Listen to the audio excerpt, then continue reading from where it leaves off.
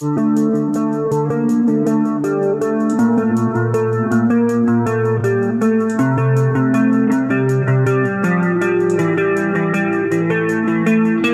guys, kembali lagi bersama saya, di channel Kaum Rebahan. Kali ini saya akan membahas alur cerita film yang tentunya sangat seru banget. Ya udah gak usah berlama-lama lagi, langsung aja ke alur cerita filmnya. Di awal film, terlihat seorang pria bernama Danny Mason yang sedang dikejar oleh beberapa orang kartel. Danny yang tersudut dihampiri oleh pimpinan mereka yang bernama Hatcher. Hatcher lalu memberikan kesempatan kepada Danny untuk melawan sebelum kemudian mereka menangkapnya.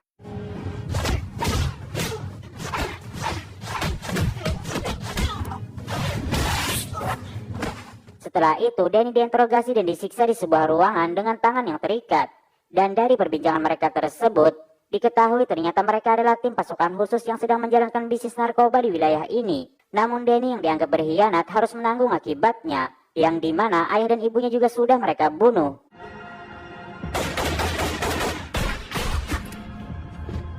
Danny yang mendengar itu sangat dibuat marah, namun tidak bisa berbuat apa-apa.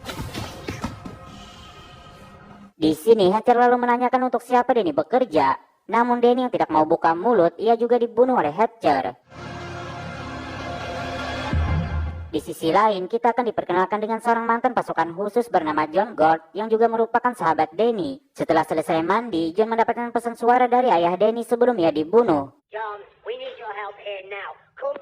Merasa ada yang aneh, John pun langsung bersiap pergi ke rumah Danny yang berada di wilayah Devotion. Namun ketika tiba di sana, ia mendapati rumah tersebut dalam keadaan kosong dan berantakan. John yang merupakan mantan pasukan khusus, ia pun mengetahui bahwa di sini baru saja terjadi pembunuhan. Dengan bantuan mantan komandan mereka dulu, John pun mendapatkan informasi tentang peristiwa yang telah menimpa keluarga Danny. Si dokter memberitahukan bahwa Danny tewas akibat pukulan keras dan ditikam tepat di belakang leher. Dan menurut informasi yang ia dengar, mayatnya ditemukan oleh tim yang sedang dalam perjalanan kembali ke barak. Namun pelakunya masih belum diketahui. Setelah itu, John pergi ke pemakaman ayah dan ibu Danny. Di sini, John pun berjanji akan membalaskan dendam kematian mereka. Dan dari kejauhan terlihat seorang pria misterius yang sedang mengawasi John. Kemudian John kembali ke rumah Danny untuk mencari petunjuk tentang kasus ini. Malam harinya John pun pergi ke sebuah bar. Dan tanpa ada rasa takut, John dengan lantang menanyakan siapakah yang telah membunuh keluarga Danny. None of you have got anything to say about Dan Mason. Anak buah Hatcher mendengar itu, ia pun langsung memberitahukannya kepada Hatcher. Karena takut akan terjadi keributan, si pemilik bar pun memintanya untuk keluar. Namun sebelum keluar, seorang wanita bernama Rose mengaku sedikit mengenal keluarga Danny karena mereka sering datang ke kafenya. Rose lalu menyuruh John untuk datang ke kafenya jika ada hal yang ingin John tanyakan. Ketika di luar, anak buah Hatcher bernama Marshall dan Lambert menghampiri John. Mereka meminta John untuk meninggalkan wilayah ini jika dia tidak ingin mati. Namun bukannya dibuat takut, John justru menentang mereka dengan melemparkan rokok. Yang dengan itu hampir saja terjadi perkelahian, namun Hatcher memilih untuk pergi dan menyelesaikannya nanti. Kemudian si pelayan bar bernama Sandra menghampiri John, yang dimana dia mengaku sebagai teman Danny dan bersedia membantu John untuk mendapatkan informasi. I'm Sandra, by the way. What's your name? Setelah itu Sandra membawa John ke rumah pacarnya yang bernama Kit yang juga merupakan teman Danny.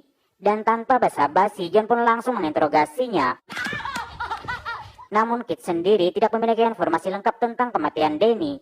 Kit memberitahukan bahwa dulunya dia merupakan seorang pembisnis di wilayah ini. Sebelum kemudian ia diserang oleh sekelompok orang yang mengambil alih tempat bisnisnya. Hingga sekarang ia pun menjadi pengangguran. Dan kelompok tersebut dipimpin oleh seseorang yang bernama Hatcher. Dengan ditemani Sandra, John pun pergi ke tempat bisnis Kate dulu yang sekarang diambil alih oleh Hatcher dan timnya. Karena dilarang masuk, Sandra pun beralasan ingin membeli barang. Yang tanpa Sandra sadari, John sudah memasang alat penyadap suara di belakangnya.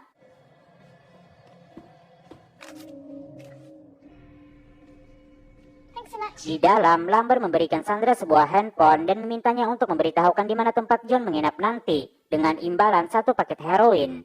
Yang dengan itu, Sandra pun tidak bisa menolaknya. Namun perbincangan mereka tersebut didengar oleh John dari luar. Ketika di luar, Sandra memberitahukan bahwa tidak ada yang berani mengganggu bisnis mereka ini. Karena polisi sendiri berada jauh dari kota ini, Sandra juga menyarankan agar John tidak cari masalah dengan mereka jika dia tidak ingin berakhir buruk seperti Danny. John yang mendengar itu hanya diam dan langsung mengajak Sandra untuk pergi. Let's go. Sandra lalu mengantar John ke sebuah lumbung yang tak terpakai untuk dia beristirahat. Di perjalanan pulang, Sandra pun memakai narkobanya hingga tertidur di dalam mobil. Yang kemudian ia dibangunkan dengan telepon dari Lumber. Dengan panik, Sandra pun memberitahukan keberadaan John yang sekarang berada di sebuah lumbung berwarna biru. Namun pembicaraan mereka tersebut kembali diketahui oleh John. John sendiri terlihat sedang menyiapkan jebakan dan perlengkapan senjatanya untuk menyambut kedatangan mereka. Hingga pada pagi harinya terlihat 4 orang bersenjata datang mengepung John. Namun yang tidak mereka duga, John sudah menyiapkan semuanya.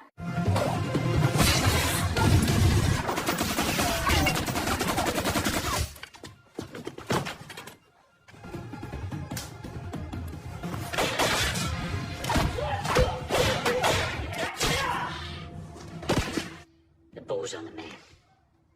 Setelah kejadian tersebut, Hatcher pun meyakini bahwa John bukanlah orang biasa yang bisa diremehkan. Dia lalu meminta anak buahnya Lucy untuk mencari tahu tentang latar belakang John. Siang harinya, John pergi ke Cafe Rose untuk makan dan kemudian mereka pun berbincang-bincang. John mengatakan wilayah ini sangat berubah jauh dibandingkan 5 tahun lalu saat dia tinggal di sini. Karena dia merasa sekarang tempat ini banyak dihuni oleh orang jahat. Dan menurutnya, Rose tidak pantas tinggal di tempat seperti ini. Namun Rose memberitahukan ia tidak bisa pergi dari tempat ini karena hanya kafe inilah yang ditinggalkan oleh orang tuanya untuk kebutuhan hidup dia dan adiknya. John lalu bertanya bagaimana Rose bisa mengenal keluarga Danny. Rose mengatakan bahwa dia mengenal mereka sama seperti dia mengenal pelanggannya yang lain.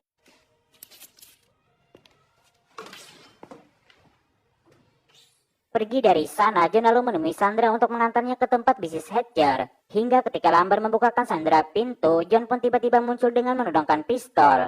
Namun yang terjadi kemudian...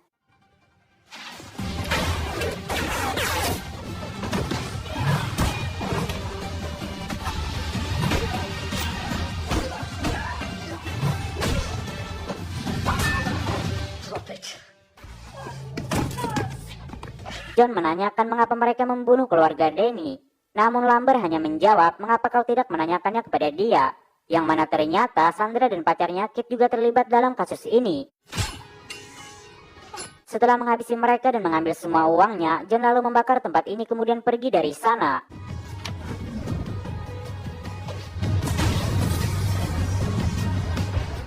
Di sisi lain, Lucy memberitahukan tentang latar belakang John kepada Hatcher. Yang ternyata John adalah seorang pasukan khusus yang menghilang tanpa alasan 3 tahun lalu. Dan dalam misi terakhirnya, dia ditugaskan bersama sahabatnya bernama Danny Mason. Mengetahui itu, Hatcher pun meyakini bahwa ini hanyalah masalah pribadi, yaitu John ingin membalaskan dendam kematian keluarga Danny, yang artinya John tidak mendapatkan perintah dari atasannya. Hingga kemudian mereka dikagetkan dengan kabar dari Stockwell yang memberitahukan bahwa tempat bisnis mereka dalam keadaan hancur terbakar. Marshall yang mendengar itu dibuat tidak sabar untuk membunuh John. Namun Hatcher menahannya agar tidak bertindak gegabah dan menunggu waktu yang tepat. Karena dia meyakini kalau John akan datang menghampiri mereka. Sedangkan John sendiri terlihat menemui Kit di rumahnya untuk menanyakan apa sebenarnya yang terjadi kepada Danny. Kit yang terancam memberitahukan bahwa Danny mengetahui tentang kesepakatan Hatcher dengan kartel besar dari Belanda. Dan Danny berniat untuk melaporkannya kepada komando tertinggi. Namun niat Danny tersebut diketahui oleh Sandra dan juga Kit. Yang kemudian mereka membocorkannya kepada Hatcher dengan berharap imbalan narkoba dan juga pekerjaan. Dan itu terpaksa Kit lakukan demi Sandra. Yang diketahui mereka berdua merupakan pecandu yang tidak bisa lepas dari narkoba. Setelah mendengar itu, John tiba-tiba saja menghilang dari hadapan Kit. Please don't kill me, man. Please.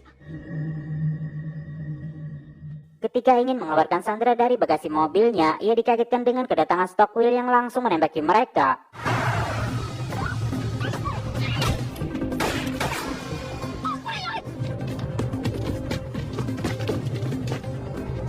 Ross yang sedang membuang sampah dijadikan Sandra oleh Stockwell. Namun yang terjadi kemudian...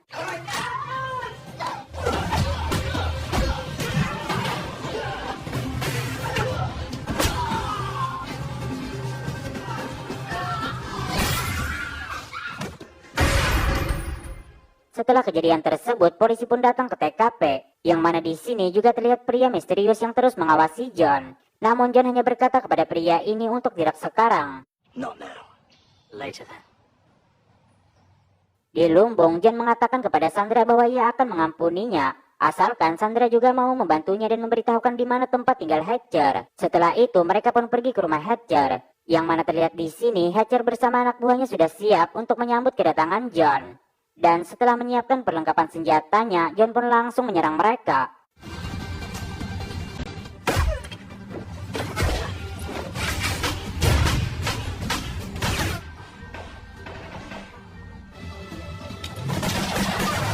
Di sini Marshall dengan sombong membuang pistolnya dan mengajak John untuk berduel. Hingga kemudian ia pun tewas di tangan John.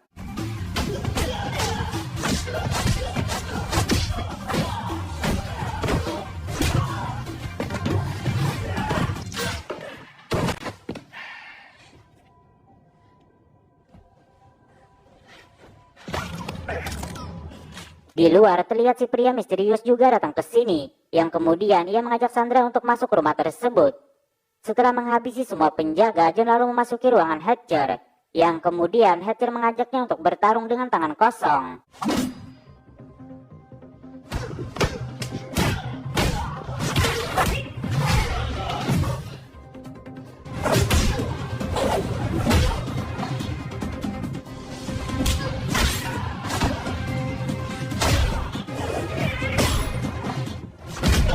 Di sini John hampir saja tewas karena Hatcher yang berbuat curang dengan menggunakan tali. Namun untungnya si pria misterius datang menolongnya. Ketika di pemakaman Danny, si pria misterius kembali datang menghampiri John, yang ternyata namanya adalah Frost, yaitu seorang agen dari tim pasukan khusus yang dikirim oleh atasan mereka untuk membawa John kembali. Frost lalu memberikan waktu kepada John untuk menenangkan dirinya dengan berlibur, dan setelah itu Frost memintanya untuk kembali bekerja dengan mereka. Namun yang tidak Frost sadari, John sudah menghilang dari belakangnya. Well, Sedangkan Rose yang baru pulang dari pemakaman, ia mendapatkan kiriman satu tas uang dari John, dan sebuah kertas yang bertuliskan, pindahlah ke tempat yang lebih bagus. Sedangkan John yang sedang bersiap dihampiri oleh Sandra yang ingin ikut bersamanya, dan kemudian mereka pun pergi bersama meninggalkan tempat ini. Setelah itu,